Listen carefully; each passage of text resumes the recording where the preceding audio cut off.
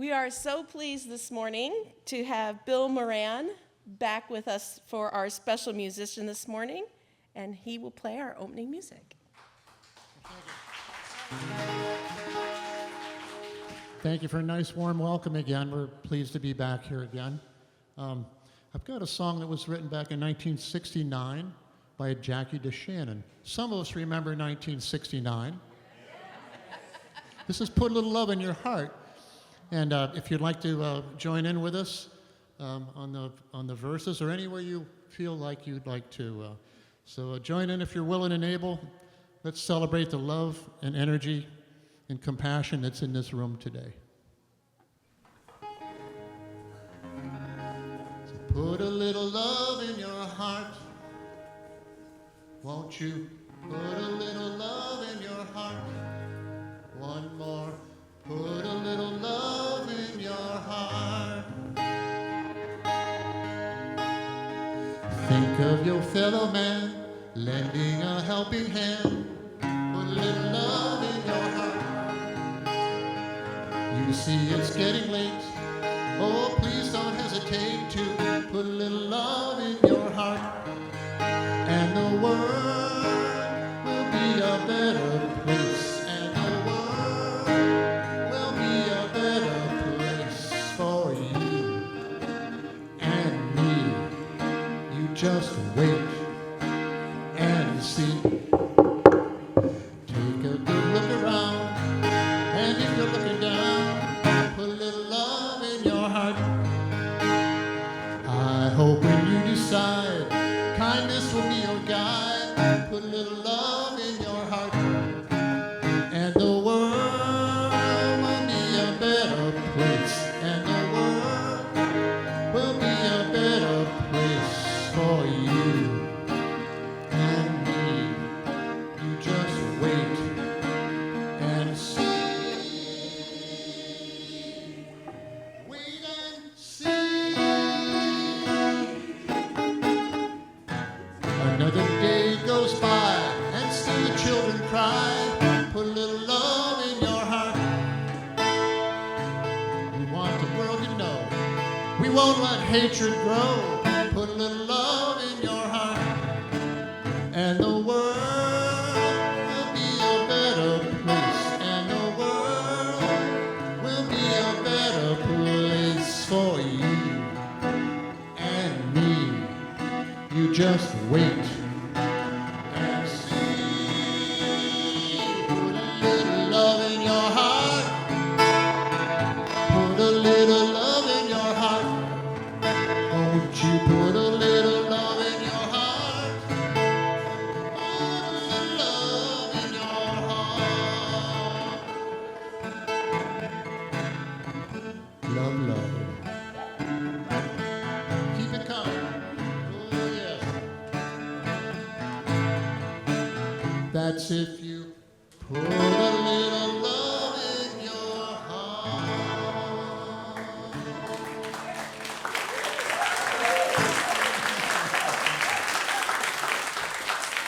Excellent. Our opening words this morning were written by Kathy Huff. Spirit of life, be present with us in this hour.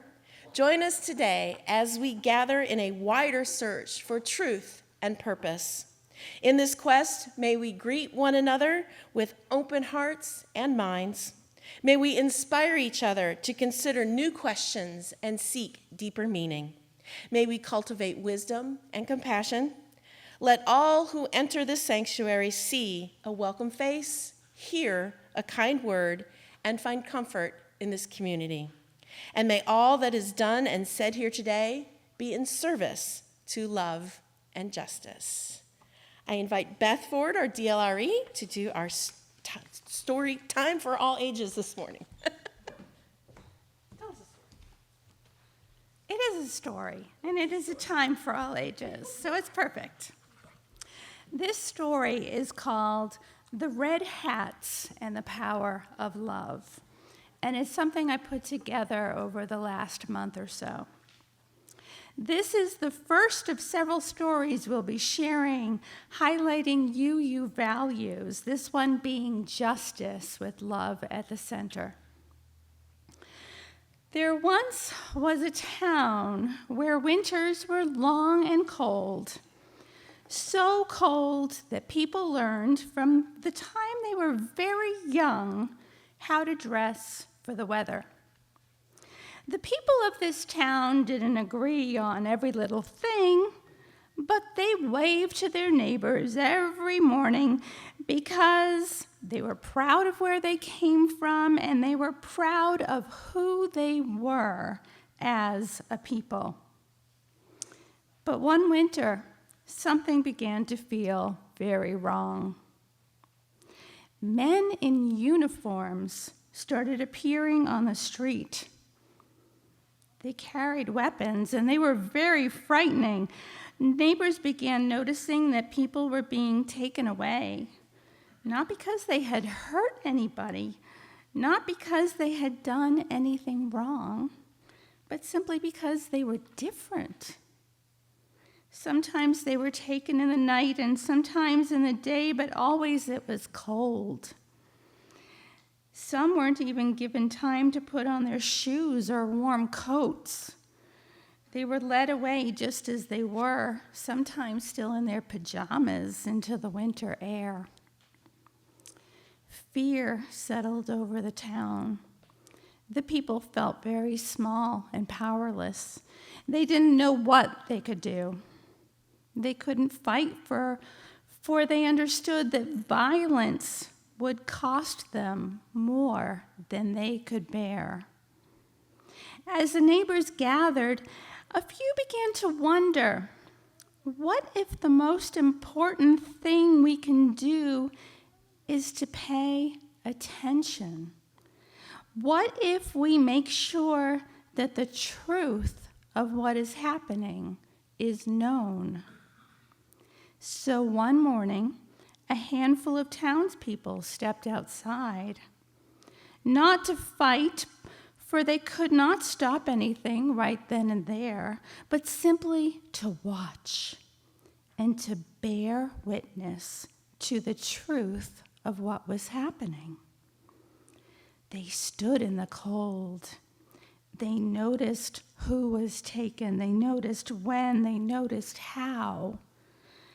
They wrote things down. And though it wasn't against the law to do so, they were treated harshly for it. Yet they continued. And at the day's end, they carried the truth home with them, and they shared it carefully, like something fragile and important. And each day, more people joined them, not because they felt brave, but because they felt responsible. They came because they felt the call of justice. Before long, the stories traveled beyond the town. What had been hidden became known. So standing in the cold mattered. Oh, but it took a toll. Another group of neighbors, those who couldn't stand for hours, found their own way to help. They gathered inside warm kitchens and began to knit. They knit red hats for those who bravely stood in the cold. Red, the color of warmth, the color of care, the color of love that refuses to look away. Soon, when people went out to watch, they wore the red hats, and when other people saw them, they knew that person is paying attention. That person believes in justice. That person is my neighbor. And the hats became a quiet language.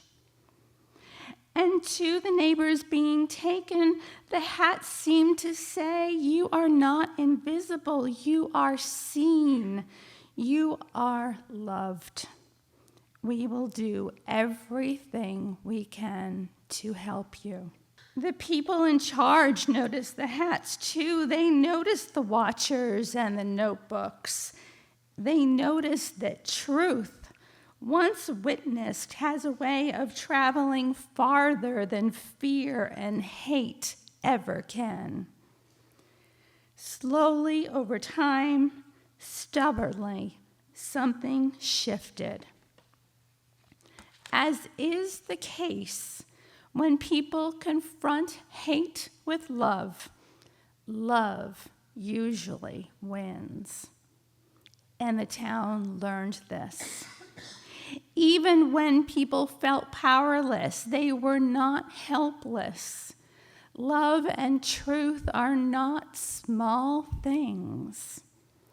Justice does not always roar, and the path towards justice is not always built of stone. Sometimes it is stitched, sometimes it is worn, sometimes justice can be knitted. This winter in Minneapolis, a city of long winters, people have been knitting and wearing red hats to symbolize that they stand together. These folks have done many things to stand up for justice, but this is not a story of protest. This story is about bearing witness, the importance of paying attention and carrying truth so that others can know it too. During World War II, when Norway was occupied by Nazis, people also quietly resisted by wearing red knitted hats that they called nisalua. The hats became an unmistakable symbol saying, we remember who we are watching, and we still belong to one another. Across time and place, people have learned that justice does not always come from shouting. Sometimes it comes from standing close, staying warm, paying attention, and refusing to look away. Last week in class, we practiced our first hymn, number 361, Enter, Rejoice, and Come In. And some of the kiddos wanted to come up and stand in the front row to sing so they could all sing really loud. Do any of you want to still come up? Okay.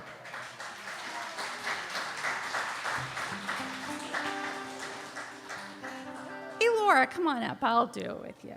Okay. So, and we will sing all 5 verses. Awesome. Oh, and the song leaders can come up too, sorry. You're welcome. You're always welcome.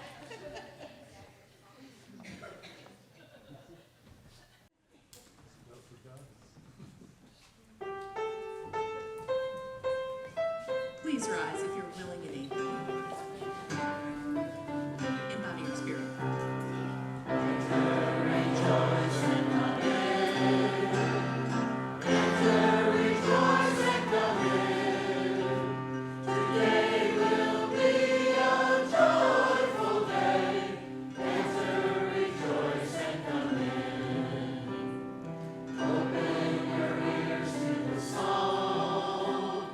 Open your ears to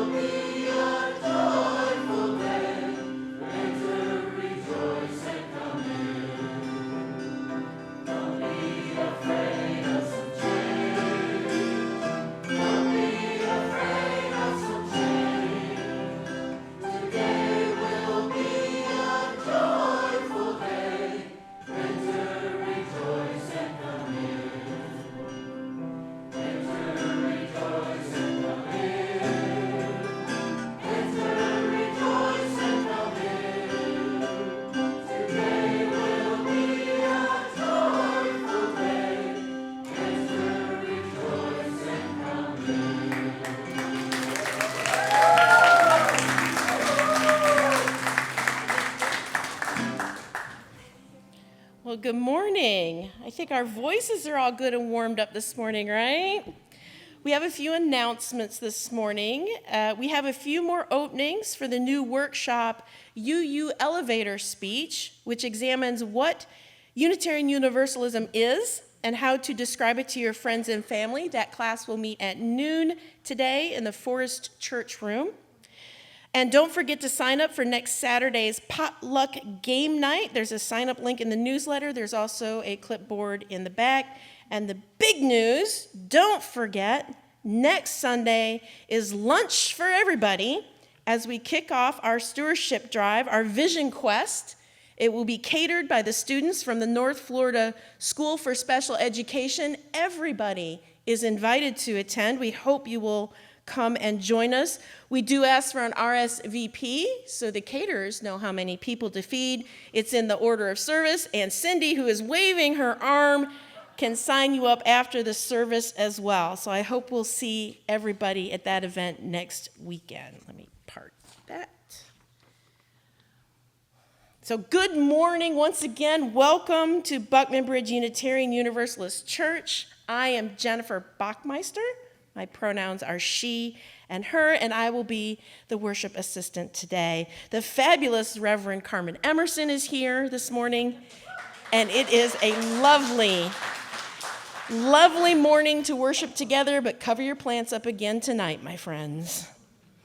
My friend Faye is constantly rescuing books. I know I put it up here. She works at the Friends of the Library bookstore over on the other side of town, and she's constantly fishing things out they're going to get rid of. And this week, she found an old copy of the Unitarian Universalist Pocket Guide. Now, I do believe this is still in publication, but this one was published in 1981, and according to the copyright page, in the very front, if you sent them $1.50, they would send you a copy of this in the mail, including postage. My, how times have changed.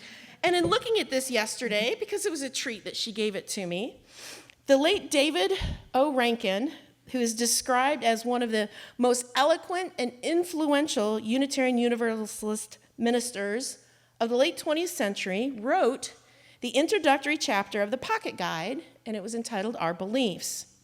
He is actually very well known for his 10 things commonly believed among us, not U-U-S, but us, which is a very lovely bulleted list of 10 things we believe. It's been printed on a wallet card at one point. It's very long. I will not share it with you this morning, but I encourage you to look it up. But he did offer, in that introduction, some comparisons between Unitarian Universalism and other faiths that I found interesting. He says that, like the Roman Catholics, we have a long tradition extending back to the sun-baked deserts of ancient Israel, the small rural villages of Transylvania, and the rocky shores of early New England. Like the Jews, we have our heroes and heroines, Servetus, David, and Fuller, Murray, Channing, and Emerson, to name a few. Like the Baptists, we have a system of democratic polity with the congregation as the ultimate authority. Do you feel your authority this morning? I feel mine. And a pulpit characterized by freedom of expression. Like the Confucianists, we have emphasized the capacity for reason, possessing a thirst for the fruits of wisdom and knowledge, and a reverent feeling towards achievements of the mind. Like the Hindus, we have an eclectic system of theology. I think that's a nice way to put how I think about it. Encouraging each individual to develop a personal faith, which is not dependent on external demand.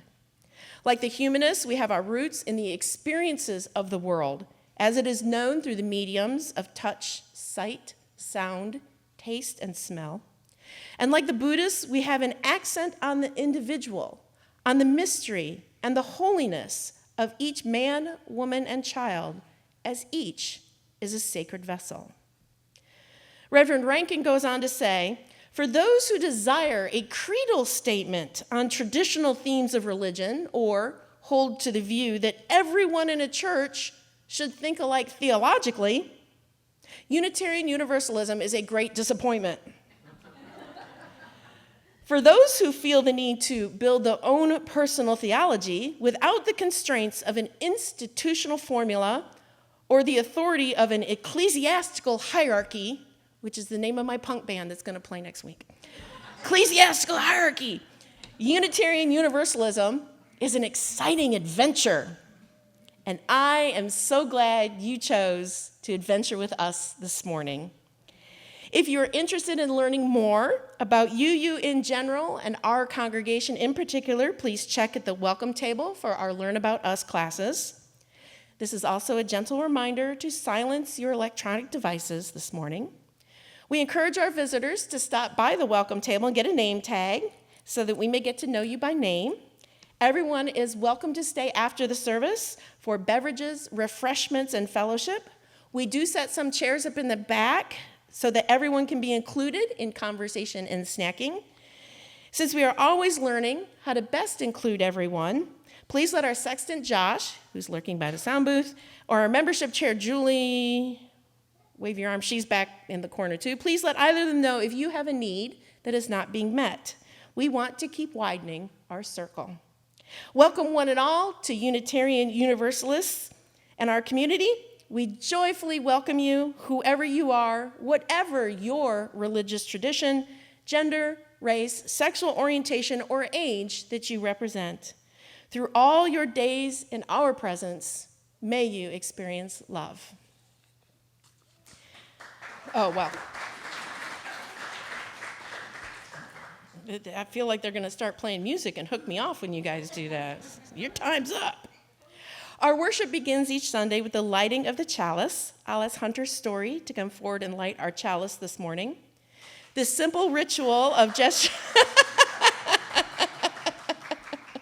Everybody's famous today, aren't they? Every one of us is famous.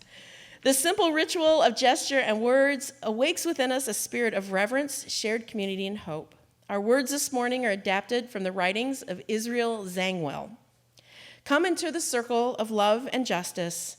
Come into the community of mercy, holiness, and health.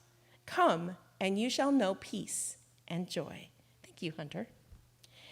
Please rise now in body or spirit and join us in singing our call to worship. The words are giantly printed on the screen, and they're also in your order of service.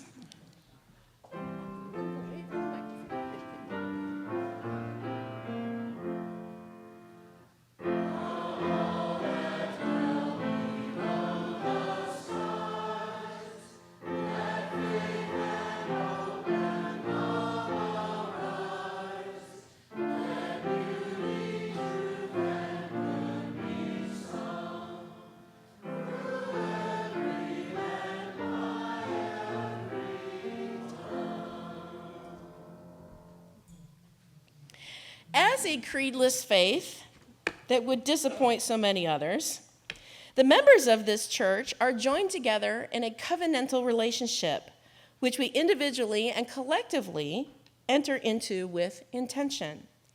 Each Unitarian Universalist congregation chooses how they will express their vision of covenant. Since nobody seems to want to express our covenant as though we are wordless mimes, we will speak our words of the covenant together, both as a reminder and an expression of our faith in our fellow congregants. Again, please remain seated. The words are in your order of service and on the screen. We covenant to engage one another with honesty, kindness, and respect, to value diversity, seek understanding of our differences, and practice gracious accountability with care, love, and empathy. We make these promises to those who are here and those yet to come, so that we may be a safe, welcoming, and beloved community of acceptance, learning, and transformation. I have a song that was written by a Nick Lowe in 1974 and done by an Elvis Costello, if anybody would have heard that at all. The name of the song is What's So Funny About Peace, Love, and Understanding. You can join in anywhere you want if you'd like. As I walk through this wicked world, searching for light in the darkness of insanity. I ask myself, is all hope gone? Is there only pain and hatred and misery? And each time I feel like this inside, just makes me want to cry. What's so funny about peace, love, and understanding? What's so funny about peace, love, and understanding?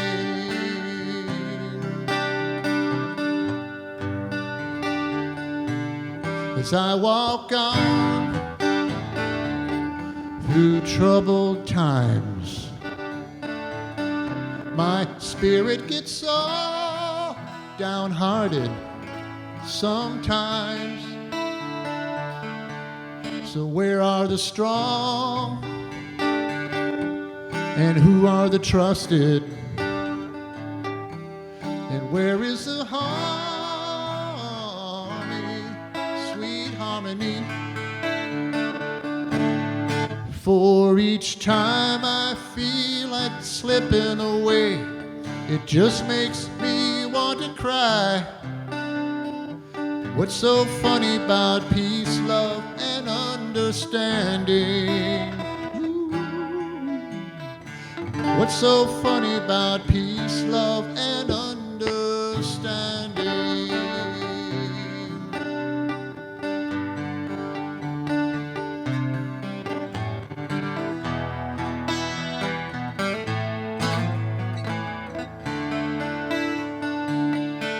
So where are the strong? And who are the trusted? And where is the harmony?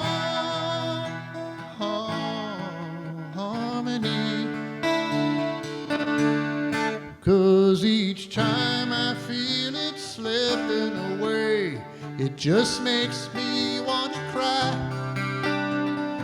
What's so funny about peace, love, and understanding? What's so funny about peace, love, and understanding? What's so funny about peace, love, and understanding?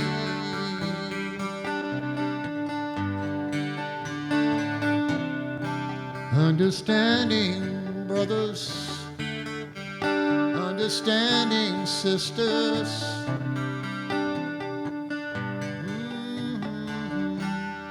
Understanding. Thank you.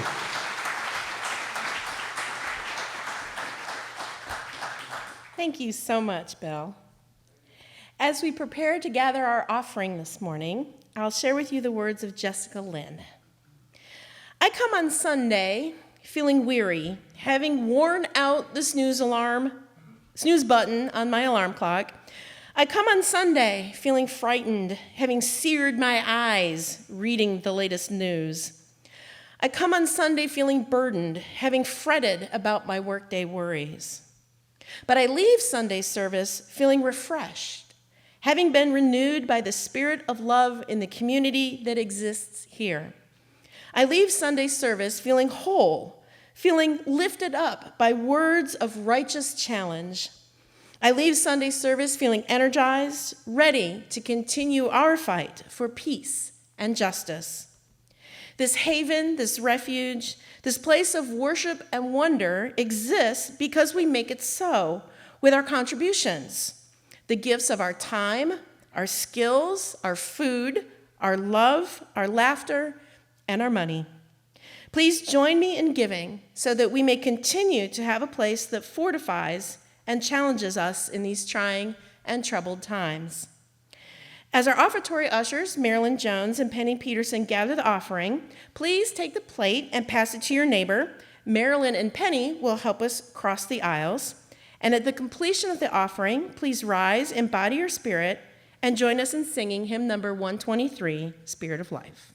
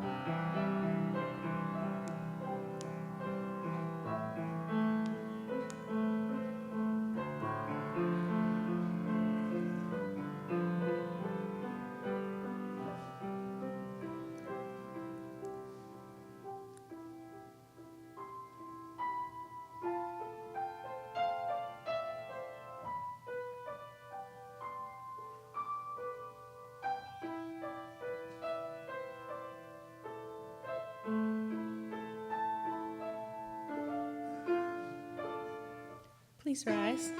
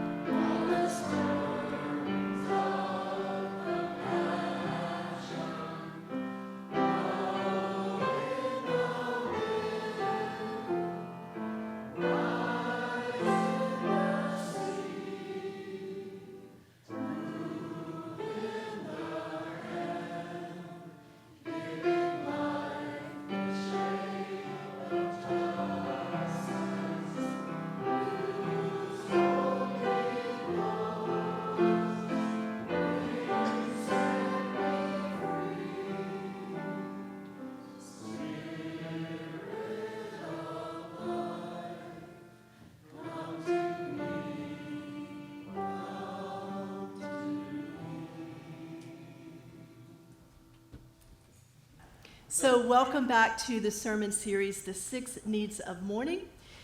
We are going to talk about each one of these needs. We're going to acknowledge those. The first need of mourning is to acknowledge the reality of the death. The second need of mourning is to feel the pain of the loss. The third need of the mourning is to remember the person and creatures who died. Need number 4 is to develop a new self-identity. Need number 5, the one we're going to consider today, is to search for meaning. And need number 6, which we'll consider together in March, will be receive ongoing support from others. During this sermon series, I've reminded us to take in this change of language, understanding the needs of mourning versus stages of grief to which our culture can default. This stage model sets up our grieving process to be an ambitious, compulsive one in which we must complete one stage before moving to the next stage, propelled by arbitrary expectations towards a final stage that falsely promises completion of our grief by way of our acceptance of a heart and soul wound that will forever be with us, for our grief will always be proportionate to our love. And we are so ready for the pain and sorrow of our losses to end that we want to get to that acceptance stage as quickly as possible, encouraged there by family and friends who are well-meaning but whose ability to companion us through grief is limited by their own discomfort with our sorrow. The problem is that we do not move through grief and mourning in linear stages. And concluding our grief doesn't really happen, nor do we want it to. Rarely have I worked with a grieving person who wants an ending to their love or their memories of the person they've lost. As one of you has so tenderly shared with me, To end my grief feels like a betrayal to the love I shared with my beloved, and I am not willing to do that.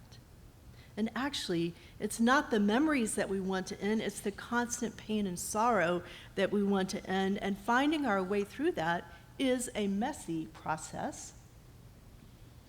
So, this is a more accurate depiction of what it looks like to move through our griefs. Not those neat ordered stages, but this back and forth movement. Grieving and mourning are messy and they are unpredictable. So who in this room has had the experience of thinking, I'm doing good now, and then suddenly a memory comes to the surface, a feeling surges through your body, right? I see some hands. The feeling surges through your body, and you find yourself heavy and tender with what you thought you were done with.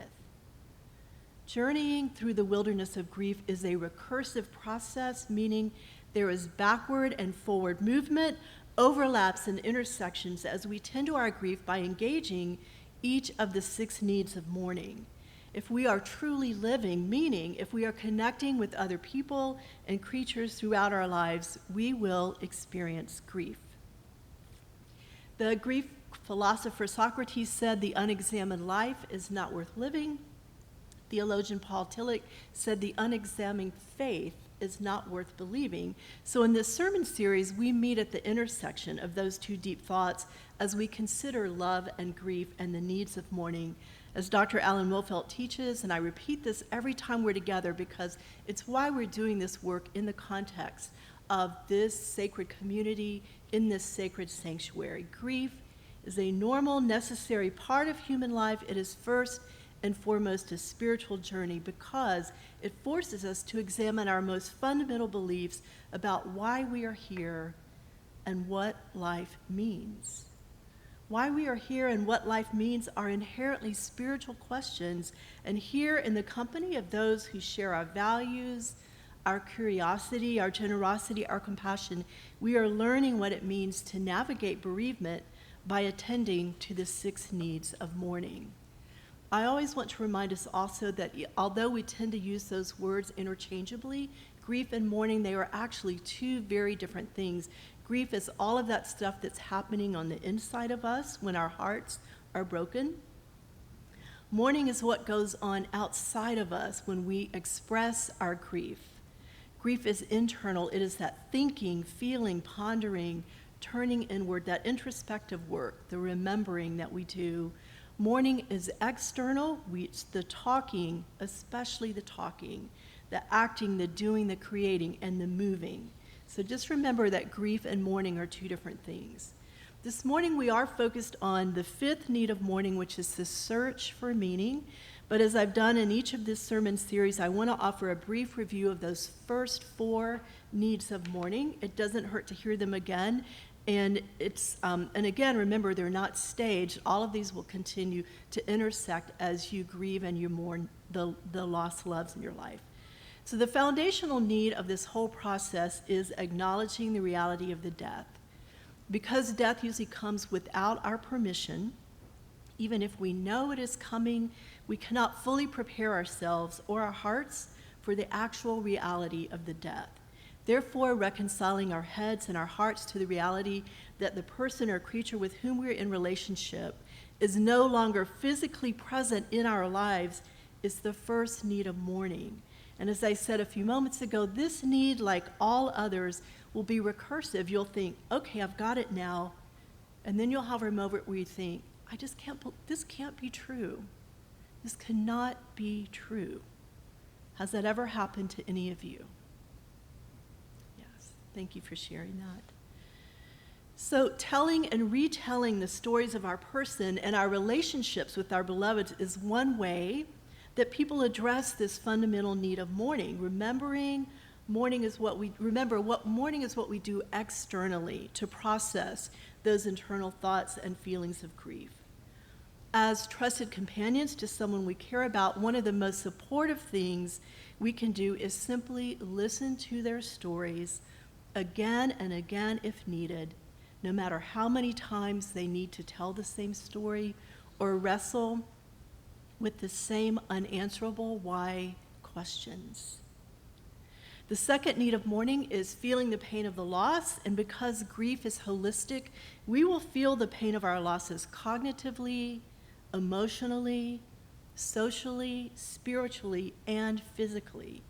Our minds will distract and numb us even to everyday things that we've done 1,000 times. We refer to this as brain fog, as we struggle to do even the ordinary things like, I forgot how to brush my teeth, forgot to eat today, I can't remember the last time I had a shower. Things like processing phone calls and emails and paying your bills suddenly seem so hard to do. You've done that for years and years, and suddenly, how do I get those things done? That's the cognitive way we experience the pain of the loss. Our emotions will surge and cease, ebb and flow through sorrow, anger, despair, fear, regret, guilt and doubt, and hope will feel elusive. Socially, life goes on for others in much the same way, but your life is forever changed, and the ways you engage socially with others will change too. Take care of yourself without defense. The people who see you and care about you will keep checking in with you without any pressure, but with encouragement, ready when you are ready to take the next new step with you. Spiritual pain emerges as you examine your values and beliefs. The goodness of life that you have trusted now seems doubtful, and you will begin to explore, what do I trust now? I thought all this was true, but if that's not true, what do I trust now? And then you will feel the myriad pain of loss in many physical ways as embodied creatures. Your eating is affected, your sleeping is affected, the aches and pains in your bodies, the way you move through the world, the way that your body, you'll feel like your body is betraying you, the things you've done 1,000 times. We feel the pain of the loss in all of these areas of our lives. And the way we address this second need of mourning is to spend a little time each day with these thoughts and feelings. This is called dosing. We dose our grief and mourning. We find that balance between avoiding the pain and dwelling in the pain. And as companions, we can be present to others' pains without trying to minimize it, without turning away from it, because it makes us uncomfortable. As we heard in this morning's story for all ages, we bear witness. We bear witness. The third need of mourning is to remember the person and creatures who died. This third need of mourning acknowledges that we continue to have a relationship of memory. We have a relationship of memory with the person or creature who died. The love story shared between us was unique to us and worth remembering as an acknowledgement of the significance of that relationship in your life. Because the relationship was unique to you, your grief and mourning will be unique to you as well. You are the curator of your memories. You can treasure your memories with love and with gratitude, allowing them to nurture you and those around you. So I also want to acknowledge I have to be responsible about this and say that in every life and relationship, there are both pleasant and unpleasant memories as well as unfinished business. Please know that there are specific rituals and exercises to help address these as you work with this third need of mourning. You can do that with a trusted spiritual advisor or a trusted mental health provider, and I encourage you to do that, especially if you feel stuck in your grief. One way we can live with this need of mourning is to remember that each day we live is a memory in the making. Each day we live is a memory in the making that may someday comfort someone we love. As companions, we can help by affirming these relationships of memory are still relationships, and by encouraging the mourner to honor these relationships in meaningful ways. Number 4, we talked about this last time I was here, develop a new self-identity. This one is really huge for people, and I want to acknowledge that this is really hard work. Our self-identities evolve throughout our lifetimes. This is a natural process of human development, and it is exacerbated by the loss of our beloveds. Because our personal identities, our self-perceptions, our sense of who we are in great part established by our way of being in relationship with others. When someone with whom we are in relationship dies, our self-identity The way we see ourselves naturally changes, and not only that, but the way society defines us changes too, adds another layer of self-identity pressure. And a great example of this is somebody who has lost a spouse is now suddenly referred to as a widow or a widower. And no one I know wants that title. They don't want that label on them. I've never met somebody who says, oh, I'm really happy to be known as a widower now. We don't need that, but that's part of that pressure of developing a new self-identity.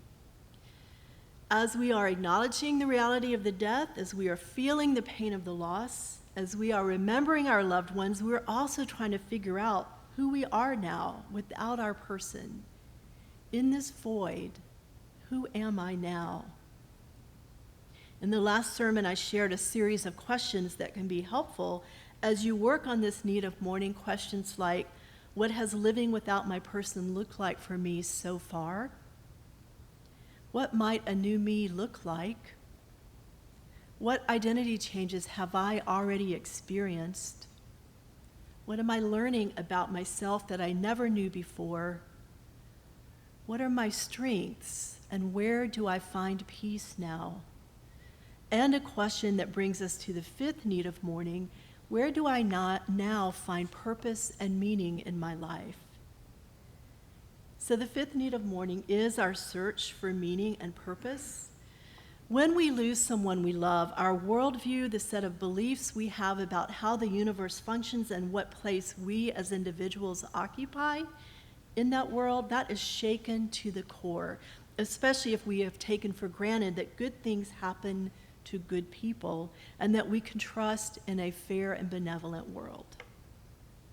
Following the death of someone we love, the world no longer makes sense in the way it did before. Has anyone felt that? You can just give a nod if you felt, yeah, this doesn't make sense. I don't know what to do with this. Our pain and our suffering can intensify this void of meaning. So to engage in this fifth need of mourning requires us to acknowledge the unfulfilled dreams and hopes and expectations held by and between you and your loved one for yourself, for one another, and for your family. That's really huge. I want to acknowledge that again. It requires this surrender, like this acknowledgement. There are unfulfilled hopes and dreams and expectations that were between and among us for ourselves, for one another, for our family, all within the context of a relationship that now no longer exists as it once did.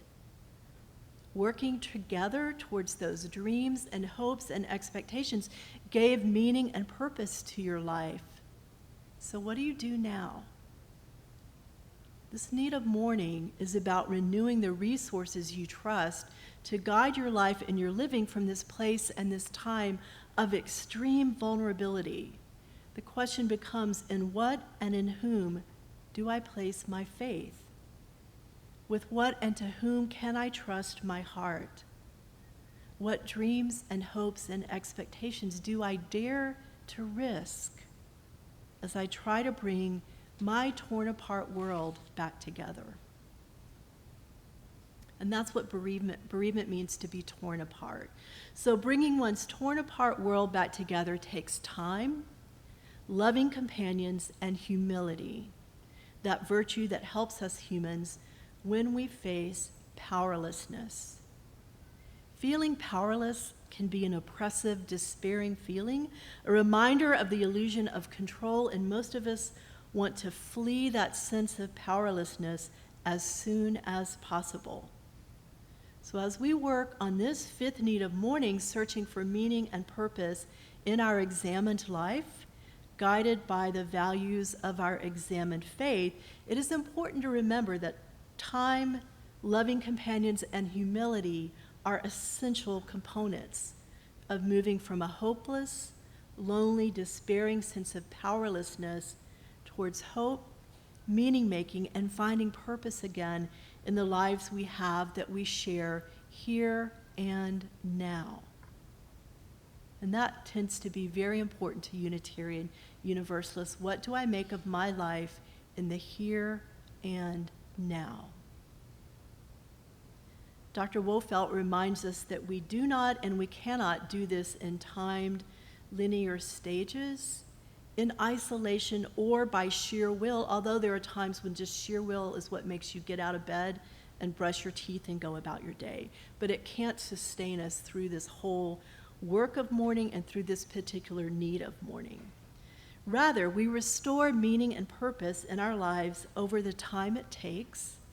And please remember that is going to be different for every single one of us. We each are the expert on our own grief, and it takes unique time for each one of us, and it will be recursive for all of us, that backward and forward movement. So we restore meaning and purpose in our lives over the time it takes with the loving companions we trust, not to judge our vulnerabilities or rush us through our infinite why questions,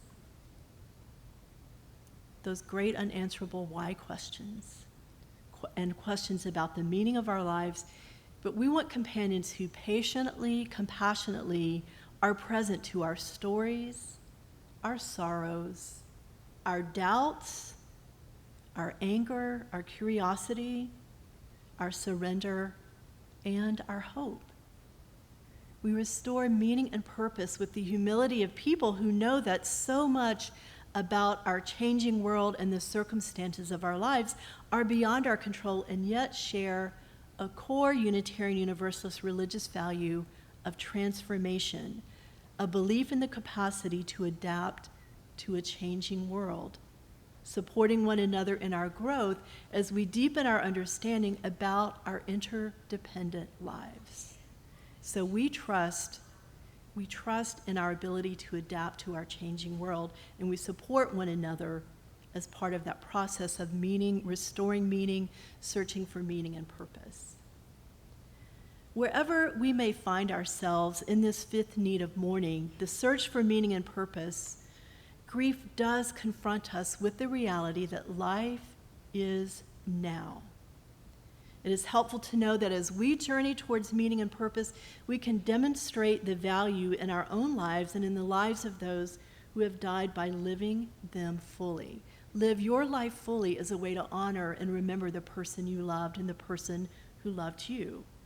In other words, we can grieve, we can mourn, and we can live. Even in those moments where it feels impossible to do those things simultaneously, here you are, you have survived every bad day you have ever had. And here you are this morning together. At times it may feel impossible, but it is not, especially with support from others.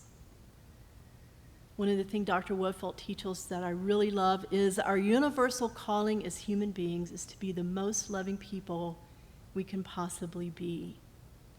As people of faith whose shared religious values are centered in love, we are very well prepared to help one another live fully, meaningfully, and purposefully by answering the call to be these most loving people we can possibly be.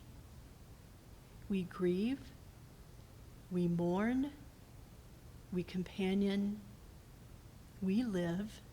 Eventually, we dare to hope, and through it all, we love one another to and through. We answer the call of life. May it be so, and may we be so. Amen. And I invite you now to rise in body or spirit. I invite the song leaders forward as we'll join our voices together in our closing hymn, number 360, Here We Have Gathered.